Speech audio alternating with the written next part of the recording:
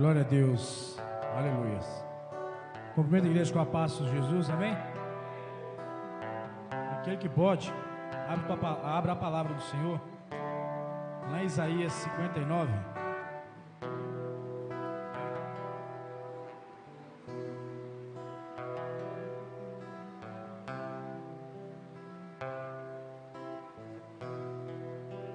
Aquele que está em casa aí, eu peço aos irmãos que quem puder compartilhar o link do vídeo ao vivo aí, amém? Para que todos possam assim participar mais uma vez do culto, né? Que nós possamos cultuar o nosso Senhor, amém? Assim diz a palavra de Deus: certamente a mão do Senhor não está encolhida, para que não possa, nem surdo o seu ouvido, para que não possa ouvir. Contudo, as vossas iniquidades fazem divisão entre vós e vosso Deus, e os vossos pecados cobrem o seu rosto de vós, para que não vos ouça. Amém? Que a palavra do Senhor nos fala, né? E às vezes a gente oramos ao Senhor, e muitas vezes a gente não temos respostas, né? Mas muitas das vezes também o pecado também nos oculta da presença de Deus. E que nós possamos a cada dia mais estar mais próximo de Deus, buscar o Senhor verdadeiramente como os verdadeiros servos. Nós que somos homens, sabemos das coisas boas aos nossos filhos, quanto mais Deus, que é o nosso Pai que está no céu, não vai nos dar as coisas boas, né? Vamos falar com o nosso Pai? Pai amado e Deus querido, mais uma vez estamos aqui, Senhor, para adorar o Teu nome, para cultuar ao Senhor, ó Pai. Pai querido, toda palavra que sair desse altar, ó Pai, que seja, ó Pai, diretamente ao Senhor, ó Pai, para exaltar o Teu nome, Senhor. Que o Seu nome venha ser exaltado, Senhor, no nosso meio. Pai querido, nós pedimos, Senhor, que o Teu Espírito Santo, ó Pai, se sente à vontade no nosso meio, ó Pai, para que possa, ó Pai, estar, Senhor, nesta noite, ó Pai, direcionando palavras aos nossos corações, ó Pai, palavras, Senhor, que venham nos edificar na Tua presença, Senhor. Pai querido e Deus amado, toma a vida do levita nesta noite. Ó Pai querido, que toda palavra que sair dos lábios dele, Senhor, que venha ser, Pai, guiado pelo Teu Espírito Santo, ó Deus. Pai querido, toma o pregador desta noite, Pai. Ó Deus querido, que ele venha ser tomado, ó Pai, pela Tua glória, Senhor, e que venha, Senhor, falar aquilo, ó Pai, que o Senhor venha querer, ó Pai, falar conosco, ó Pai, não aquilo que nós queremos, ó Pai, mas que seja uma palavra de conserto para as nossas vidas, ó Pai querido, nós Te louvamos, Senhor, e Te agradecemos, Senhor, por essa oportunidade, ó Pai, em nome de Jesus Cristo, amém, Senhor. Glória a Deus. Eu quero saudar a igreja com a paz do Senhor Jesus, amém? Uma boa noite para todos, aqueles também que estão em casa, neste momento, não deixa de ser a nossa igreja, amém? Nós vamos adorar Deus nesta noite. Hoje eu estava comentando no meu lar e meditando algo. Hoje eu entendo porque o salmista Davi dava tanto valor a um culto na casa de Deus, aonde ele disse: alegrei-me quando me disseram, vamos à casa do Senhor, amém? Nós vamos adorar a Deus nessa noite, com aquele louvor que meu maior prazer é estar em Tua presença, Senhor. Aleluia, Jesus. Meu maior prazer está em Tua presença, prostrar-me a Seus pés, Te adorar, Jesus, Senhor da minha vida. Eu ouço a Sua voz, eu sinto Teu mover aqui. Quero mais de Ti, Senhor, o Teu poder e a Tua unção. Eu ergo as minhas mãos e clamo, derrama a Sua glória, derrama a Sua Shekinah, Senhor, inunda o meu ser. os filhos deste amor. Meu maior prazer está em tua presença, e prostrar-me a seus pés, te adorar, Jesus, Senhor da minha vida. Ouça a sua voz, eu sinto teu mover aqui. Quero mais de ti, Senhor, o teu poder e a tua unção. Eu ergo as minhas mãos e clamo, derrama a sua glória,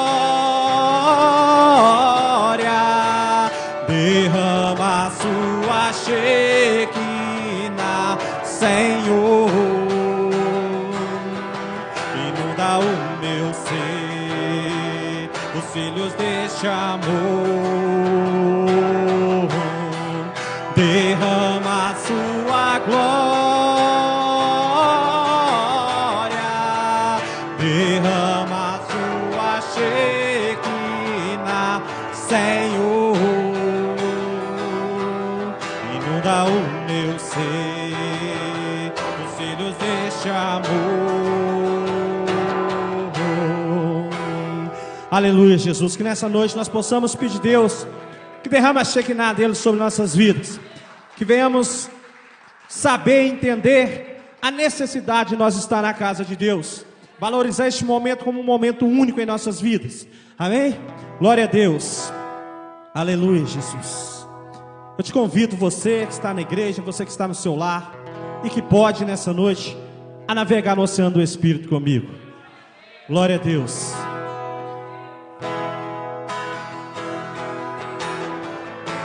Aleluia, Jesus. Peça a Ele que nessa noite fala contigo.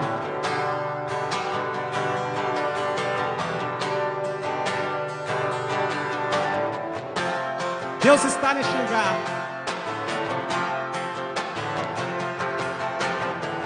Aleluia, Jesus.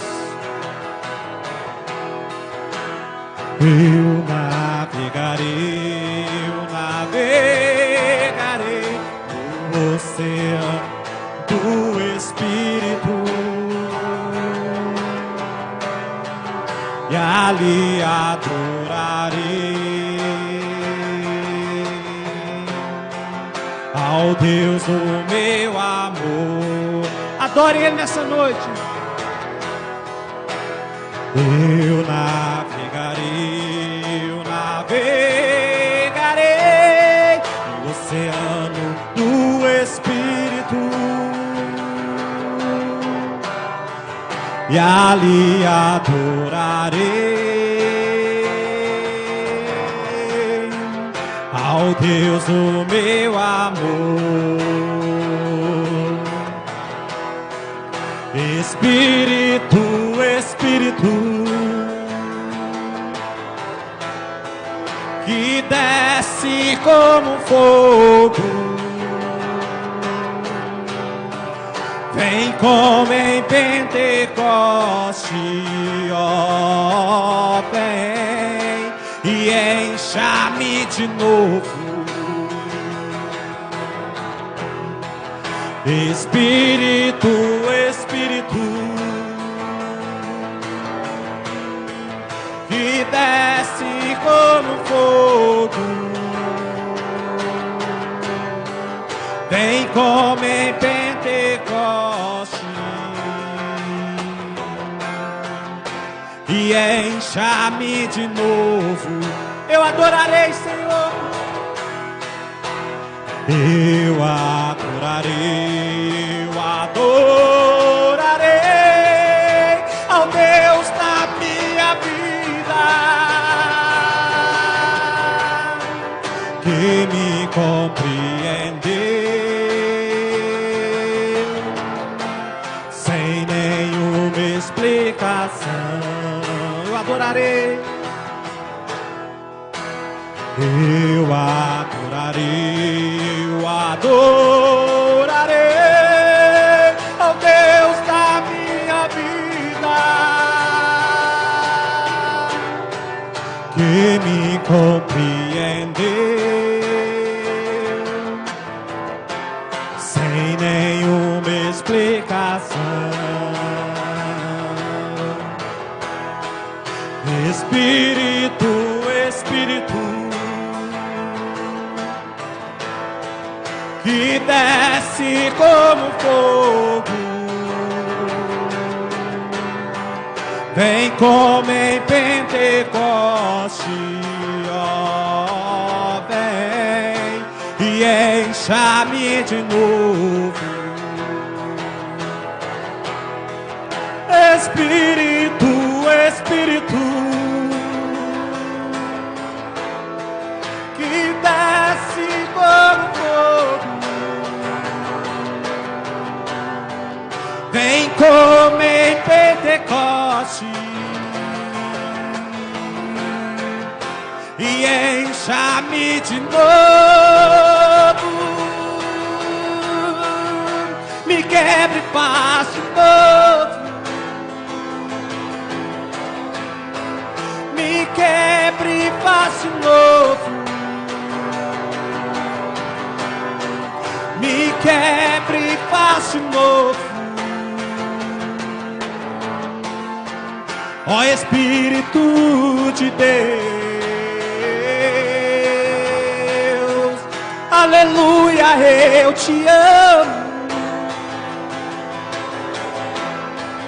Aleluia, eu te amo.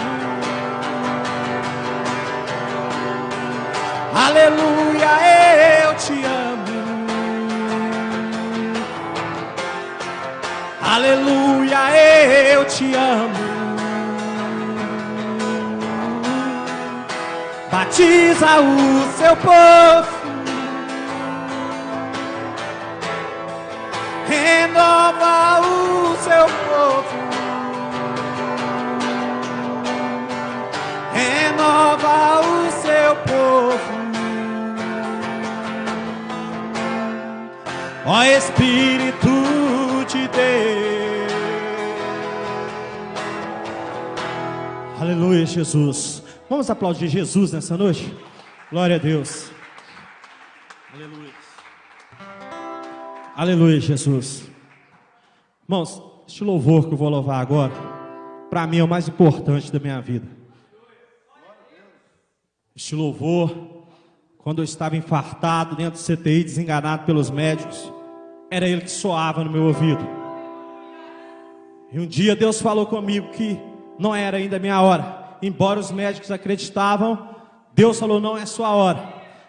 E eu falei, Deus, se tu me tirar daqui, Senhor, toda vez que eu tiver uma oportunidade, Senhor, de subir no altar, eu quero te dizer, Senhor, que tu és o meu escudo. Aleluia, Jesus. Nós vamos louvar a Deus nessa noite. A terra está aí atribulada, o povo está perdido, não sabe o que fazer. Nós sabemos confiar no Senhor como nosso escudo nessa noite. Aleluia, Jesus. Ele é nosso escudo.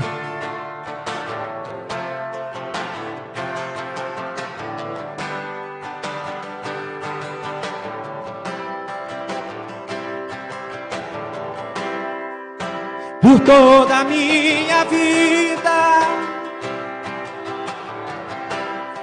ó Senhor, te louvarei, pois o fôlego é sua vida e nunca me cansarei.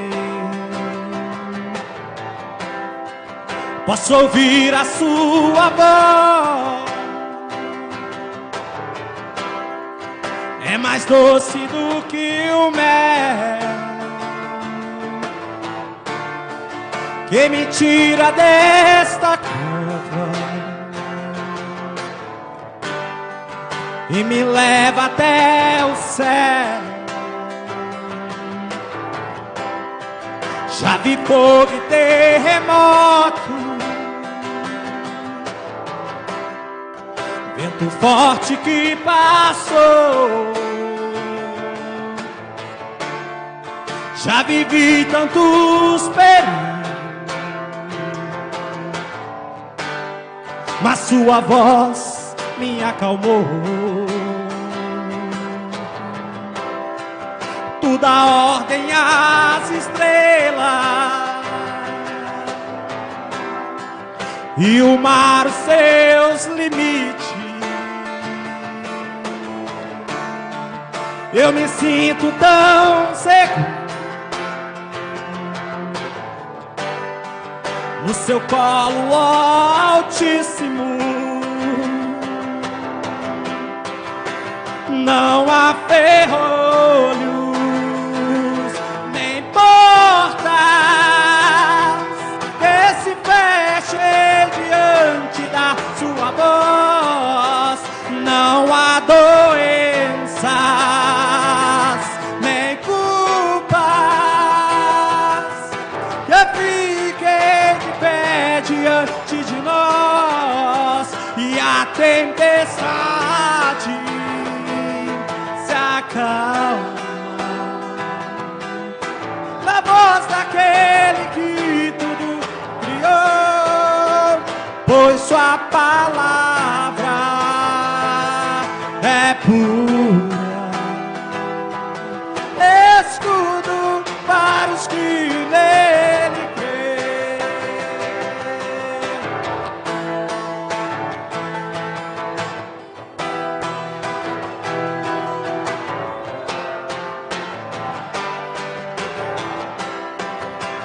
Não há ferrolhos nem portas que se fechem diante da sua voz. Não há doenças nem culpa que fiquem de pé diante de nós. E a tempestade se acalma,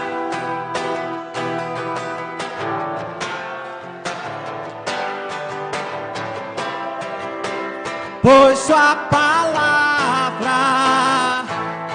é pura, escudo para os que nele creem. Glória a Deus.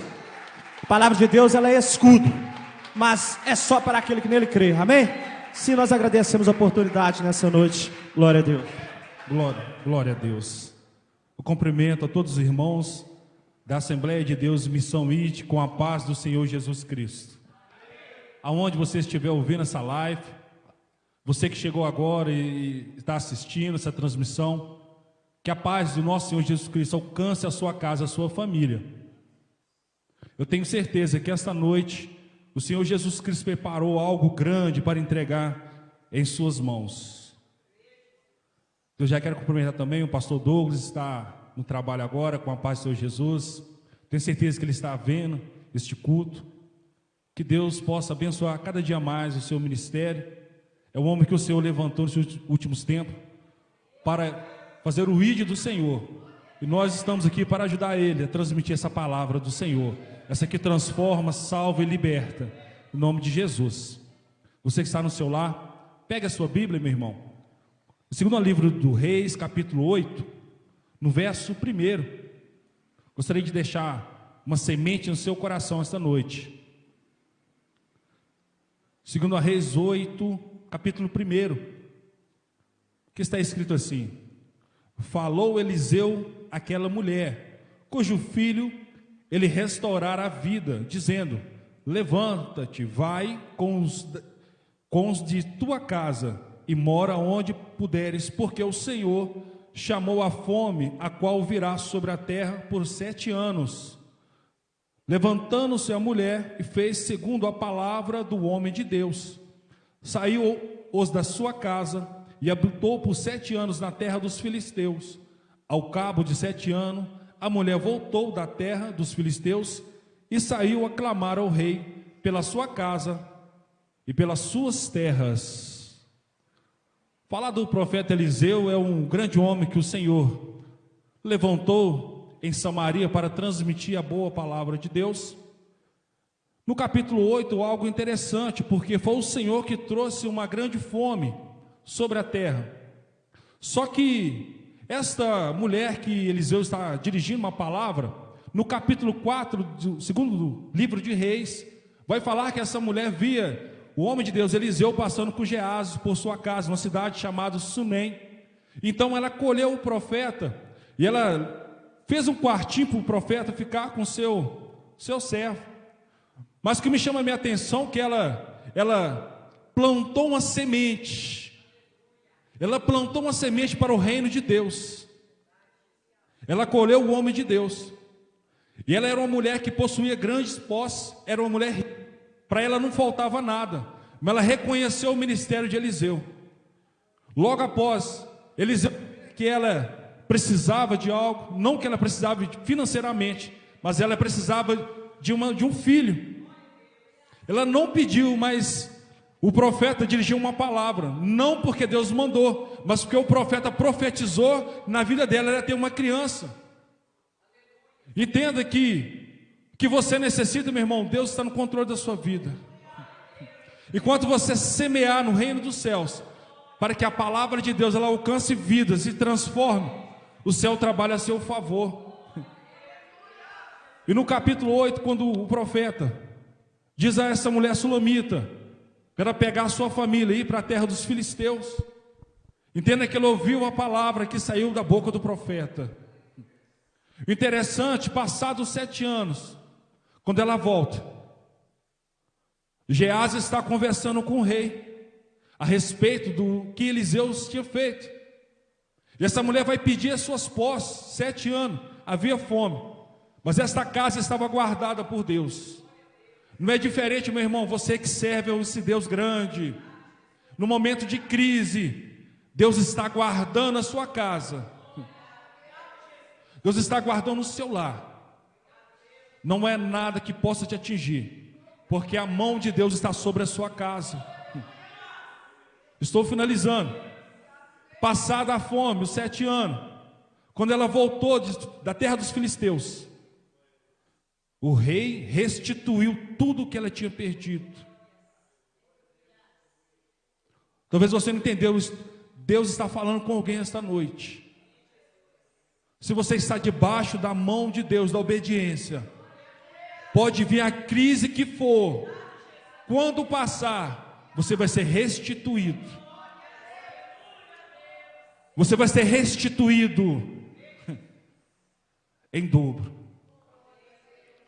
Mas invista no reino de Deus. Faça como essa mulher. Invista no reino. Porque enquanto você investir na casa de Deus, o céu trabalha a seu favor.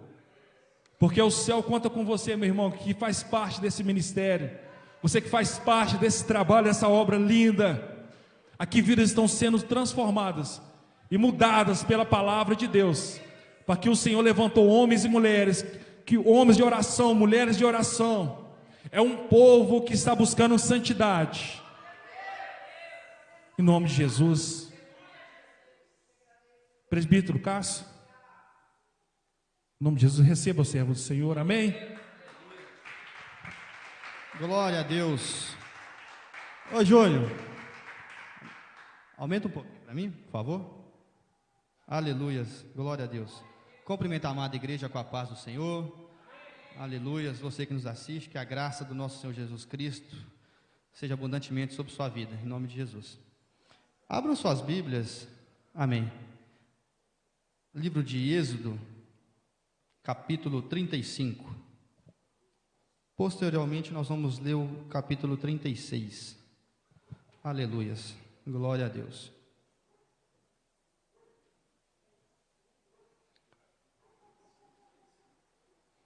Aleluia, Senhor. Santo, santo é o teu nome, meu Pai. Louvado e agradecido é o teu santo nome. Aqueles que achou, diz amém. Amém.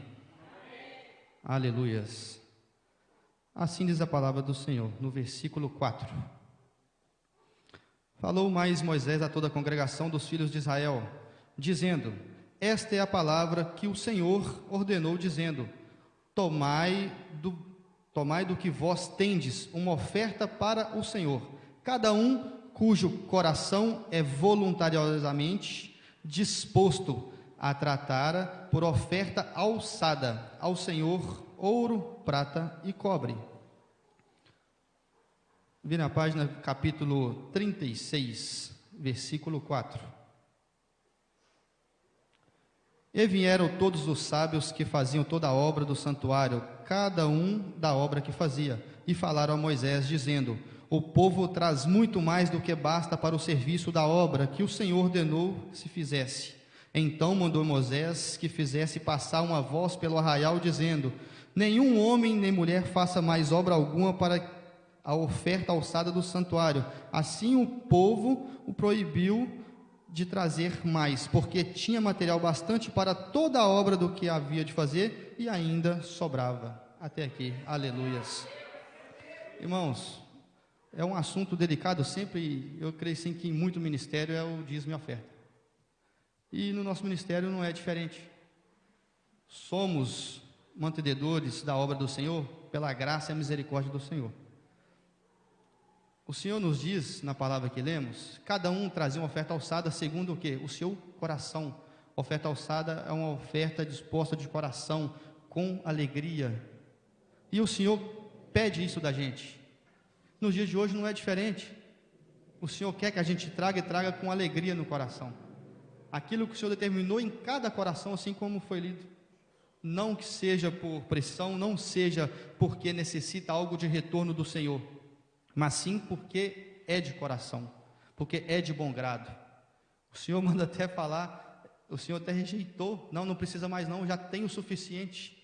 Assim é nos dias nossos de hoje também, queremos ter o suficiente para a gente usar, o suficiente para a gente abençoar outra vida, o suficiente para a gente abençoar vidas que estão ao nosso redor, o suficiente para manter uma obra missionária, o suficiente para a gente cumprir o ídolo do Senhor na nossa vida. Irmãos, é delicado, temos projetos, temos muita coisa para fazer em andamento, mas falta a verba. O que eu creio que o Senhor vai entrar em providência, em nome de Jesus. Coloque seus pés, vamos orar, um segundo que o Senhor tocou no meu coração. Senhor meu Deus, eterno Pai, Pai amado, graças te damos, Senhor meu Deus, obrigado por esse momento, ó Pai, o qual o Senhor permitiu estarmos aqui, ó Pai, no templo, adorando o teu santo nome, Senhor meu Deus. Pai amado, eu te apresento cada vida aqui presente, cada vida, Senhor meu Deus, que está nos assistindo, Pai amado, que a tua palavra entre, ó Pai amado, nesse coração e penetre e faça morada, Deus amado. Pai amado, desde já, ó Pai, decretamos a falência do inimigo, ó Pai amado, sobre nossas vidas, principalmente na área financeira, ó Pai, daqueles que não têm, ó Pai, da onde tirar. Mas, Pai amado, assim como o Senhor disse, ó Pai amado, as portas do inferno não vão prevalecer contra a igreja, Pai amado, e estamos aqui reunidos no teu santo nome, Pai amado. Assim te agradeço no nome de Jesus. Amém, amém, amém. As palmas louvam o Senhor em nome de Jesus. Pastor Luiz, pode tomar seu lugar em nome de Jesus. Aleluias. Aleluias. Amém.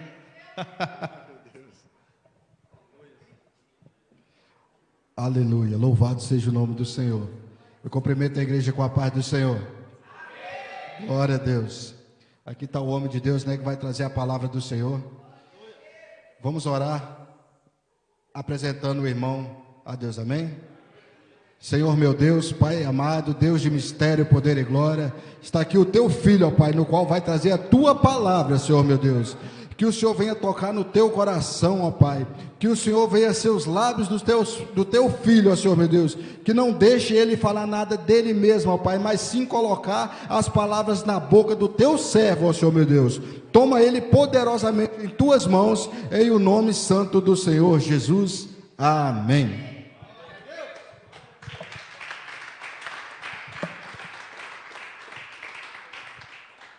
Amada igreja, uma boa noite.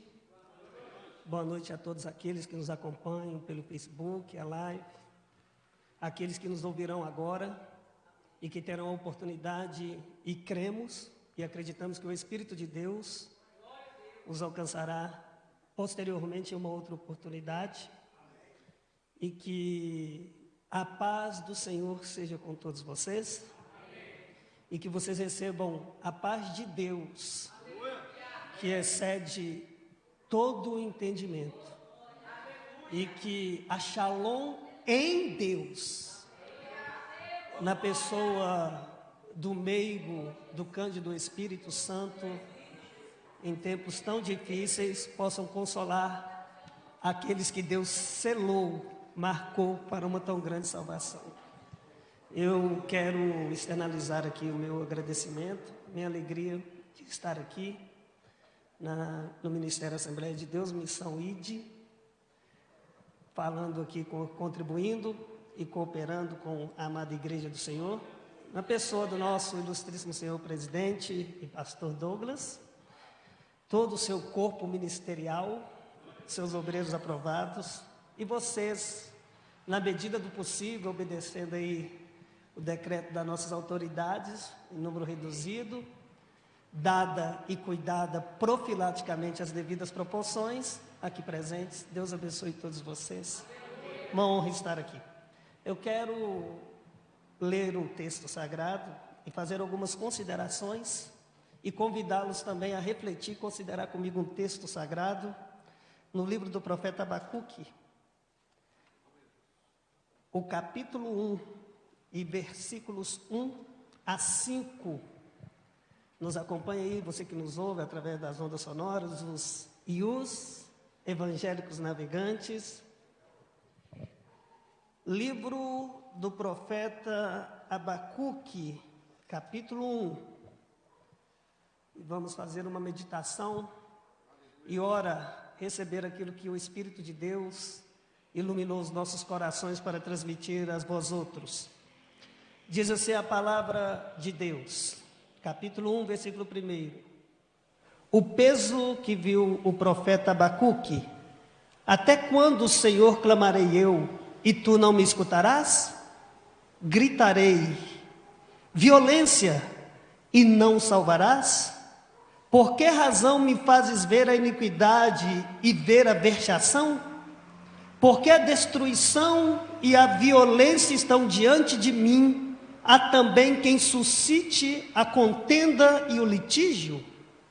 Por esta causa a lei se afrouxa, a sentença nunca sai, porque o ímpio cerca o justo e sai o juízo pervertido. Vede entre as nações e olhai, e maravilhai-vos e admirai-vos, porque realizo em vossos dias, embora muitos não acreditem que seja, é obra de Deus, que vós não creires quando vos for contada. Amém? Por favor, você que nos ouve, acomode-se e prepare o coração. Amada igreja também. Amados, eu poderia, à guisa introdutória, falar sobre crise.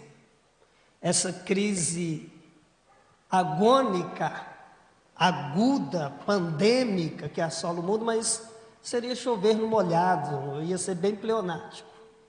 Mas hoje, recebi ontem o convite do nosso pastor, e o Espírito Santo, através da graça divina e da sua infinita misericórdia, me trouxe nesse texto de Abacuque, que se ele vivesse hoje, o livro dele refletiria tudo que nós estamos vivendo, convivendo e vivenciando na atualidade.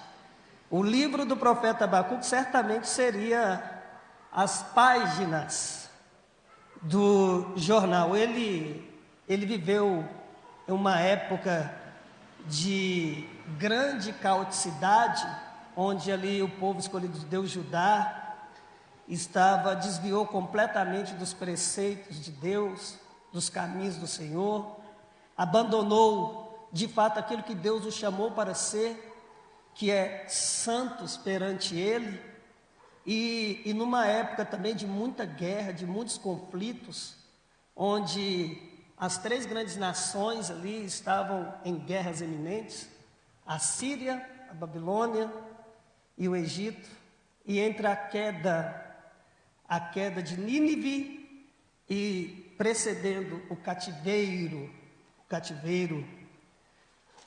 da tribo do norte, Deus levanta aqui o nosso querido irmão Abacuque, que clama a Deus e que roga ao Senhor por um grande avivamento. O seu nome no hebraico significa abraço.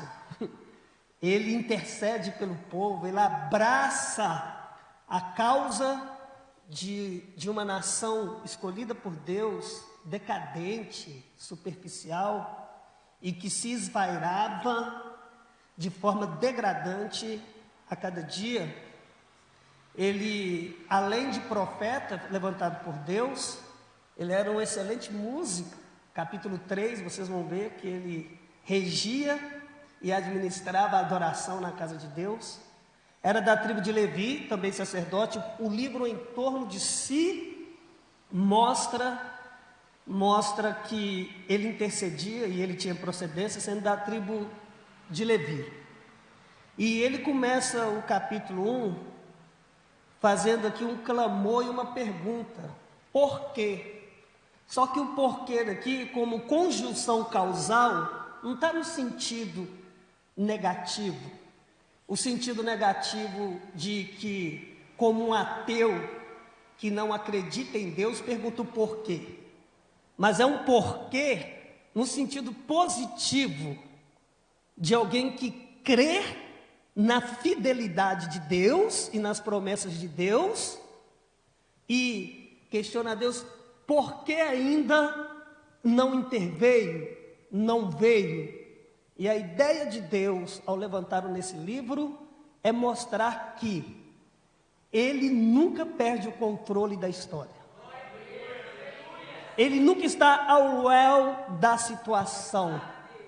Então Deus o levanta e dá a ele uma radiografia, uma ressonância magnética da situação que Judá estava vivendo, de que ele estava agindo, de que a mão dele estava operando, mas para que as promessas se cumprissem era necessário o povo rever os seus conceitos e voltar para ele.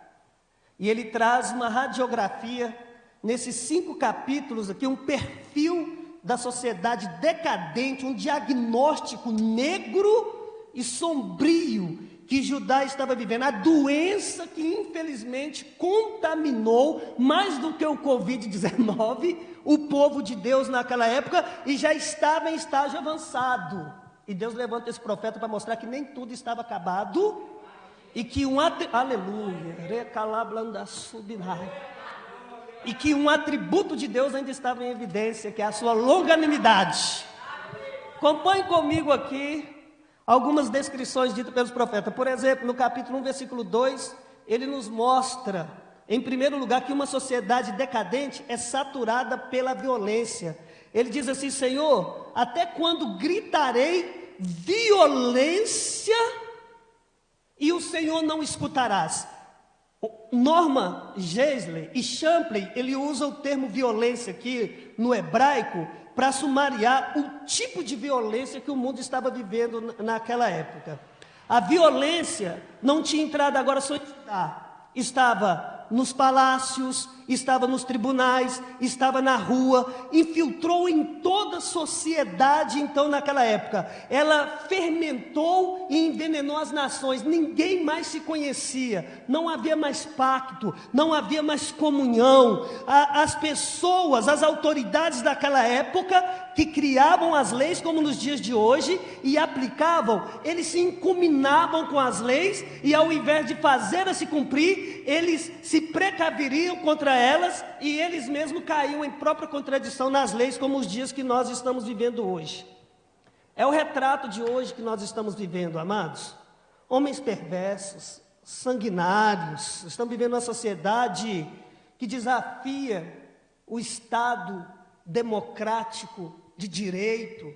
Nós temos hoje um poder paralelo, os cartéis do narcotráfico se fortalecem, já não temem mais aos nossos poderes de segurança pública. O crime está crescendo e se impõe sobre a sociedade com violência. As nossas cidades estão se transformando em campos de guerra. Observem, hoje o tráfico, aqueles que estão presos agem livremente e o homem de bem tem que viver preso.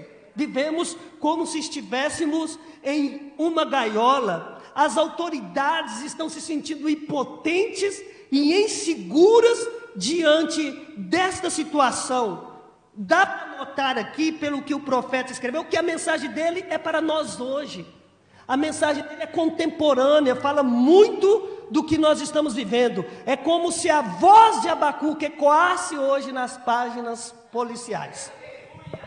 Em segundo lugar, que eu observo a radiografia de Abacuque, ele diz que uma sociedade decadente é dominada pelo medo e não pela virtude. Preste atenção no texto. A grande preocupação de Abacuque não é o crescimento do mal, mas é de onde o mal estava vindo.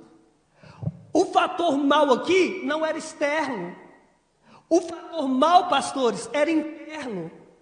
A iniquidade, o mal, estava nascendo dentro da casa de Deus. Os que estavam disseminando mal são aqueles que Deus elegeu, chamou, remiu, escolheu para viver um caminho de santidade e agora, por causa de privilégios, estava vivendo uma vida inconstante diante de Deus. Agora Abacuque está vendo o cenário e vendo a iniquidade prevalecendo diante da virtude. Cadê a virtude? Aonde está a virtude em tempos tão caóticos em que a igreja realmente precisa se posicionar como sal? Que a igreja precisa se colocar na posição de luz do mundo, mas a igreja tem sido vencida pelo pecado. O mundo está em pecado. Hoje você falar de pecado em algumas igrejas, você é pregador antigo, você é pregador chato, você está ultrapassado, não se fala mais, mas o que derruba uma nação é o pecado. O que está destruindo e o que está fazendo com que a igreja evangélica brasileira perca força é porque ela está se destruindo a si mesmo. Billy Graham disse que nenhuma grande nação jamais foi destruída, senão antes tendo sido destruída a si mesma. Enquanto muitos se preocupam com a placa, enquanto muitos estão se preocupando com dogmas, com status, enquanto muitos estão se preocupando, me perdoem, não é época de preocupar com isso, embora precisemos, com os dízimos, nós precisamos nos levantar e nos posicionar para o clamor dessa nação. A igreja, ela consegue fazer a diferença. O texto mostra que a violência e a opressão de Judá, que o povo de Deus via, era pior do que a dos caldeus. E o que é importante refletir é porque Deus não julgava com peso aqueles que não eram e julgava o que eram. Porque os que não eram, não tinham a lei de Deus como eles tinham. Os que não eram, não conheciam o caminho do Senhor como eles conheciam. Os que não eram, não tinham provado os sinais e a bondade de Deus. As grandes nações daquela época foram marcadas por decadência moral, por decadência espiritual. Não é diferente nos nossos dias hoje. Precisamos de uma reforma. Não é uma reforma de poder que vá nos fazer pular, voar, falar 50 mil línguas estranhas, embora isso seja bom. Mas a reforma maior é uma reforma moral. A igreja precisa de uma reforma moral. Precisamos de homens santos para falar das coisas santas. Precisamos de homens que se afastem do pecado para falar contra o pecado e advogar contra ele. Em terceiro lugar, olha que radiografia ele fez. Uma sociedade decadente é marcado pelo domínio do opressor dos fortes sobre o fraco. Ele faz uma oração: Senhor, Até quando o opressor prevalecerá contra os seus oprimidos? Ele faz essa oração. E fala a verdade, turma, a nossa sociedade hoje não está assim? Essa não é uma verdade axiomática? A opressão é o domínio truculento do forte sobre o fraco. A iniquidade imperava naquela época.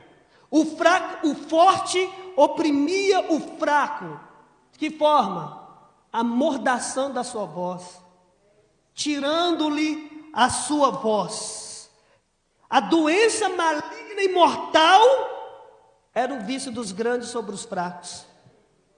Mas deixa eu te dizer uma coisa: os olhos de Deus estão sobre a sua noiva.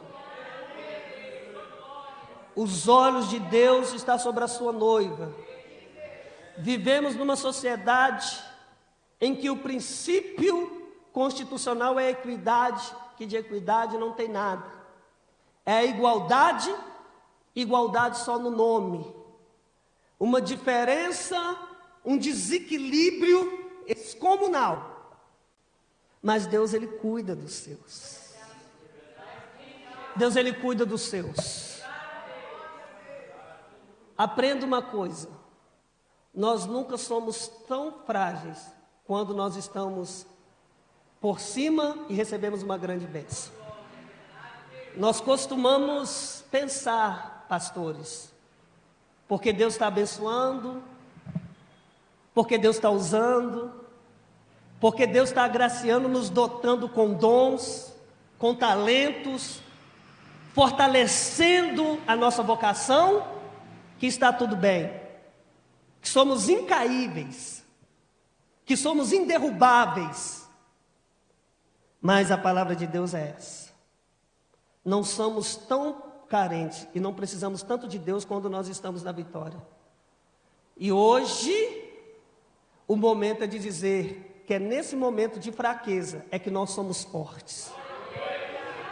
Deus se revela ao seu povo em tempos difíceis para mostrar que Ele é Senhor. Em quarto lugar, uma sociedade decadente é onde são presentes os sinais visíveis de destruição. Olha o que o profeta diz no versículo 3: pois a destruição e a violência não saem diante de mim. Pessoal, naquela época, valores estavam sendo destruídos, tá? Marcos, princípios que regem a família, a igreja e a sociedade, e tinha sido dinamitado. É a realidade. É a realidade da nossa sociedade hoje. É a realidade do que nós vivenciamos hoje. A violência continuava sem freio, como um caminhão desgovernado, provocando grandes tragédias. Hoje a nossa sociedade ela é considerada, segundo a Organização Mundial de Saúde, como um país super violento, na classe A da violência. E o clamor de Abacuque a Deus foi: Senhor, até quando a violência e a destruição prevalecerá diante de mim? Deus dá uma resposta: calma, Abacuque, o meu juízo está chegando. Os homens abusaram do atributo de Deus que eu citei, que é a longanimidade. Agora Deus diz: é minha hora de agir. Enquanto nós temos visto muitos usando verbos como fique, pare, esteja, nós que conhecemos a esse Deus, nós usamos os verbos preparar, estar atento, vede, aleluia,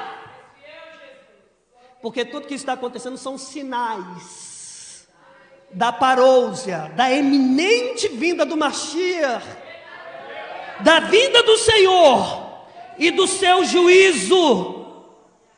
O juízo de Deus está chegando para uma nação que se esquece de Deus e que diz no seu coração: não há Deus. Deus agora vai mostrar que Ele existe. E o próprio Abacuque, embora escreva no seu capítulo 1 sobre a violência, no capítulo 2, ele já vai escrever sobre a restauração. Ele vai dizer que chegará dias, diz o Senhor dos Exércitos, que a sabedoria de Deus encherá a terra, como a água enche o mar. O leão deitará com o cordeiro, a criança ficará com o leopardo, e ali haverá paz. Em quinto lugar, olha a radiografia ainda dele. No versículo 3 ele diz que uma sociedade decadente é marcada por relacionamentos quebrados. Ele diz assim: Senhor, há muita contenda e litígio no meio do seu povo. Contenda é uma tensão relacional. Contenda é uma relação que você quebra com desavença. Contenda é uma disputa que ela dura infinitamente e você chega no final, houve um esgotamento e vocês não chegaram a acordo nenhum. É um interesse unilateral de prevalecer sempre um interesse egoísta de alguém. O que é contenda? É a incapacidade de olhar o mundo pela perspectiva do outro, respeitar as opiniões de outrem. Contenda, gente, não conseguir enxergar e nem perdoar o seu próximo. E ele diz assim: olha, há litígios. Olha o número de divórcios nas nossas igrejas. Olha o número de relacionamentos interpessoais, intrafamiliares diluídos. Lares desfeitos. E olha as nossas igrejas. O que nós poderíamos fazer nesse período para impactar o Brasil? A igreja teria o poder de mudar esse quadro no país. Mas como é que faz isso? A picuinha espiritual não deixa. A bandeirinha, não é gripezinha, não me confundam. A bandeirinha denominacional não deixa. Facções. E Jesus disse que o reino dividido ele não prevalece. Nós somos o povo que mais fala de união e o que menos vive união. Você não vê um Islã levantando contra o outro. Você não vê um budista levantando contra o outro. Você não vê um Xexonoye levantando contra o outro. Essa questão de guerrinha, de pobreza espiritual, que isso para mim é uma doença, uma pobreza espiritual, só acontece conosco. Ele está dizendo aqui, olha, que naquela época levantou grupinhos. Às vezes a gente está louco para o ministério decolar, mas como é que decola se está cheio de grupinhos dentro da igreja? Assim ou não é? Ai. Gente, Deus está nos chamando aqui. Os climas entre as pessoas eram de guerra. E nessa aí, sempre os fortes prevalecem contra os fracos. Não é momento de dissipar, de se espalhar, é momento de se ajuntar. Em sexto lugar, já estou terminando. Uma sociedade decadente é onde a impunidade prevalece. Olha a oração dele no versículo 4, parte A. Por que esta causa a lei se afrouxa? Sabe o que ele está querendo dizer aqui? Que a lei não passava de mera decoração. Não passava de enfeite. Os juízes e os advogados da época eram exímios oradores. Falavam bem. Faziam uma hermenêutica impecável do texto. Mas só era lei. Você vai procurar no mundo inteiro. Como bacharel em direito, eu digo isso. Foi 5 anos estudando. Não existe um conjunto de leis mais linda do que a nossa. Mas estudos recentes mostraram que tem tanta lei, mas tem muito mais impunidade numa leitura deturpada dessas leis do que a própria execução da mesma. Porque nós temos hoje no nosso meio, como havia na época de Abacuque, relações por conveniências, nepotismos. Nós temos pessoas que são mais quistas. Nós temos 2 pesos, às vezes, e 2 medidas para resolver determinadas situações e circunstâncias, que requer imparcialidade de nós. E ele está dizendo exatamente isso. Os infratores tinham plena consciência dos seus crimes naquela época. Falam, eu não vou ficar, porque a lei é frouxa. O Douglas deve estar em campo agora. Ele é um oficial de segurança pública, ele é um policial civil. Ele vai prender alguém que vai falar assim, estou indo para o hotel. Daqui a pouco eu estou fora. A lei é fraca. E era exatamente isso que orava a Deus, porque para Abacuque, os juízes não tomavam decisão justa. Sabe por quê? Porque a lei não estava internalizada. Eles obedeciam à lei por factualidade de causa. Ou seja, se eu não obedecer, vai acontecer. Não, porque a lei de Deus, chancelada pelos homens, estavam dentro deles. E para a gente terminar, em 8º lugar, uma sociedade decadente é onde vê uma inversão total de valores. Olha o que ele diz aqui. O diagnóstico dele sobre Judá é: porque o perverso cerca o justo. Era para ser o contrário. Era para o perverso estar na mão das autoridades. Era o justo que estava na mão do perverso.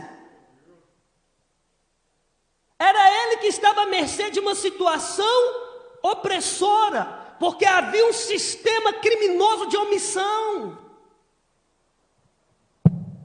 Olha como nós estamos vivendo hoje. Meu Deus, vocês estão entendendo que parece que Abacuque estava escrevendo, está vivendo nos nossos dias.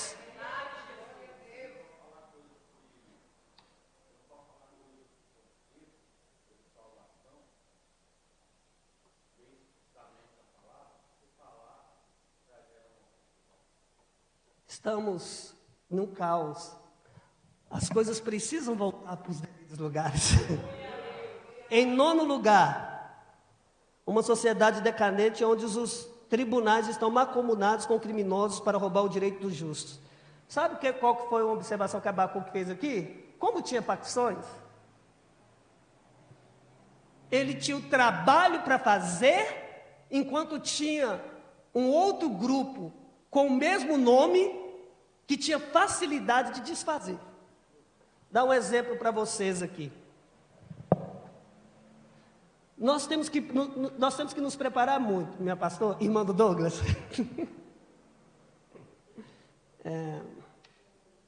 Por exemplo, nós somos uma das comunidades que são muito despreparadas para receber a comunidade LGBTI na igreja. Estou falando receber, não estou falando, tá, gente? Não confunda a minha parte, mas nós somos despreparados. Uma pessoa que segue esse caminho, o caminho homoafetivo, ele entra dentro da igreja, os olhares já julgam, já condenam, já jogam eles no inferno. Não obstante disso, nós queremos exorcizar. O cara tem que ter um capeta homossexual que eu tenho que orar hoje, tem que sair, pum! E não é assim que acontece. Eu vou lidar com pessoas que têm traumas, bloqueios, e que vai precisar de interações parceiras no campo espiritual, que é o aconselhamento pastoral, terapeuta e às vezes até um acompanhamento clínico, dependendo da situação. Não no sentido de cura gay, já estou deixando isso aqui porque está sendo gravado ao vivo, não estou falando disso. Porque assim uma pessoa tem depressão também, graças a Deus essa égide diabólica está sendo quebrada, de que nós, principalmente o movimento pentecostal e neopentecostal, vê a depressão como um demônio. Quem tem depressão é porque não tem o Espírito Santo, porque não é salvo, isso é mentira. Depressão é uma doença. Segundo a Organização Mundial de Saúde, hoje é a 2ª doença no mundo que mais mata. A cada 40 segundos no nosso país, tem 25 a 30 pessoas tirando a vida, sem precisar do Covid-19. 80% dessas pessoas, segundo a Organização Mundial de Saúde, elas têm quadro clínico de depressão evidenciado. Ou seja, se eu tratasse a depressão como ela é, eu teria uma baixa de 80%. Ou seja, nós inverteríamos esse quadro desastroso e calamitoso do nosso país. Mas eu estava falando aqui de receber essas pessoas, de cuidar, é nesse sentido. Porque nós recebemos e a nossa base de fé e prática é a palavra de Deus. Todos creem? Aí o que vai acontecer? Nós vamos orientar, vamos amar, mas temos que discipular de acordo com a Bíblia Sagrada. Vocês concordam? Sim ou não? Aí nós vamos até o que a palavra de Deus diz sobre o tema. Só que ele vai ouvir o que nós zelosamente, com muito amor e carinho, vamos dizer, e cuidado. Só que ele vai sair daqui e vai numa outra igreja, denominada igreja evangélica também, que vai falar, quem falou isso? Não tem problema. Quem te ensinou isso? Pode ficar aqui. Aí a pessoa vai pensar, é evangélica também.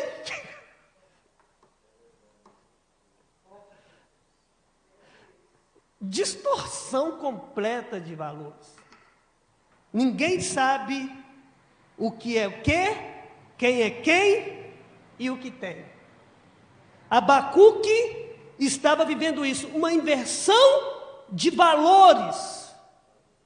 Hoje, na igreja se louva quem é honesto, uma pessoa que tem uma atitude honesta. Nós, só falta beatificar e colocar uma... Mas isso aí era para ser uma prática normal na igreja. A exceção na igreja é pegar alguém desonesto, porque se está em salvo Jesus, tem que estar transformado.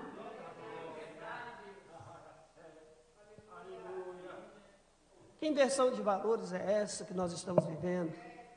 Onde o preto não é branco mais, o mal não é mal, o pecado não é pecado.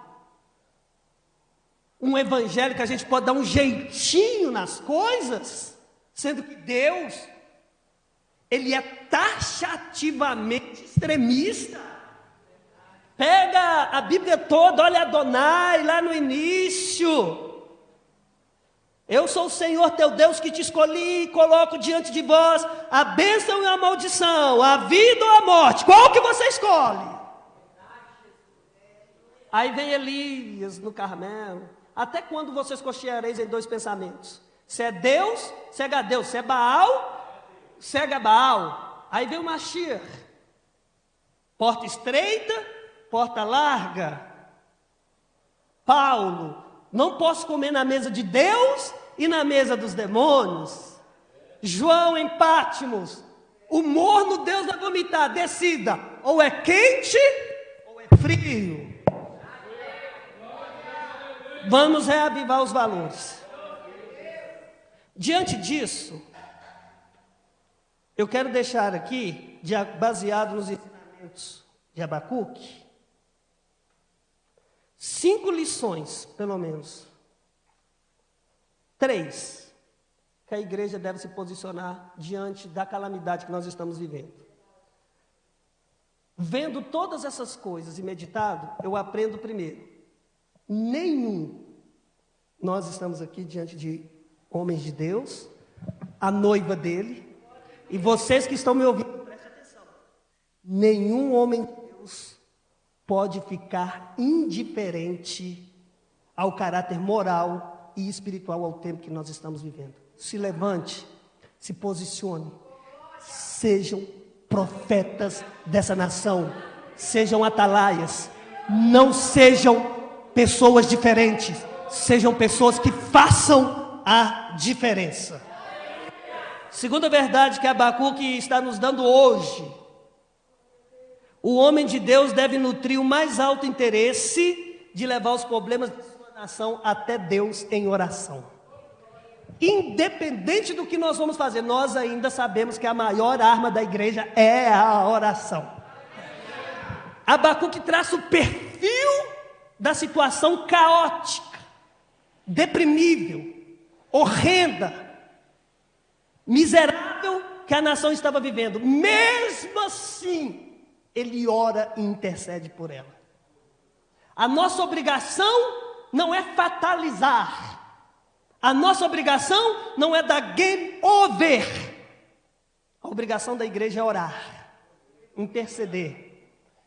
Porque o mundo pode estar podre, mas o que ainda mantém essa igreja, o mundo, é a oração do povo de Deus, é a oração da igreja. Terceiro, o homem de Deus jamais deve perder a confiança em duas coisas que eu digo para você. Primeira delas, Deus está do lado da justiça, mesmo quando parece que a iniquidade está triunfando. Está tudo parecendo que é o mal. Mas deixa eu te falar uma coisa, nós somos bobos demais, porque até os capetas sabem que quem está triunfando nessa história é Deus. É Deus que está vencendo nisso. Os demônios sabem. Até os demônios sabem. Eles estão falando, esse povo é bobo demais, achando que o mal está triunfando. A vitória está aí. O tempo está chegando. Segundo, e que Deus ouve as suas orações, mesmo quando Ele parece que não está ouvindo ou parece que está indeferindo. É porque Ele tem 3 formas de responder uma oração: sim, não, isso, moço, como é que é? Essa aqui é.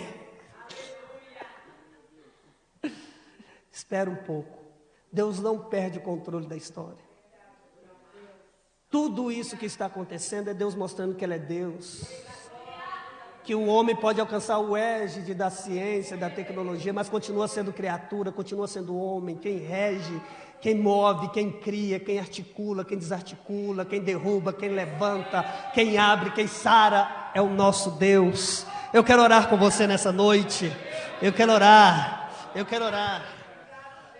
para você que está nos ouvindo agora através da live, do Facebook. O Espírito Santo está nesta casa. Deus preparou essa noite para fortalecer a musculatura da nossa alma. Deus preparou essa noite para fertilizar o nosso espírito. A nossa oração é a oração de Abacuque. Ainda que a figueira não floresça, ainda que a vide não dê o seu fruto, ainda que o produto da oliveira fale, ainda que não haja mantimento no campo, ainda que todos os meus bois sejam exterminados do curral, todavia nós nos alegraremos e nos exaltaremos no Deus da nossa salvação. O Senhor é a nossa força. Ele fará os nossos pés como a das corças, e nós andaremos na altura. Eterno Altíssimo, Shema Israel Adonai Elohenu, Adonai Ehad, grande, eterno, único Deus, Criador, Senhor, Arquiteto e Salvador de tudo e de todas as coisas. Magnificamos e exaltamos teu nome, porque sabemos que em tempos difíceis, em tempos de dores, em tempos calamitosos, o Senhor está agindo na história. O Senhor está no controle. Guarda a tua noiva, guarda os teus filhos. A tua palavra diz: praga alguma chegará à tua tenda. É promessa. Guarda os teus escolhidos. A tua palavra diz que o Senhor guardará aqueles que são teus das aflições que há de se manifestar nos últimos dias. Guarda os que são seus, preserva os fiéis, usa os atalaias, meu Deus, nesses últimos dias. Traz um avivamento moral, um avivamento ético. Traz, ó Pai, um avivamento de graça, de perdão, de poder, de meta, de mudança de atitude. É o que pedimos e agradecemos. Amém. Deus abençoe a noiva do Cordeiro. Deus te abençoe. Deus abençoe sua noite, a sua vida.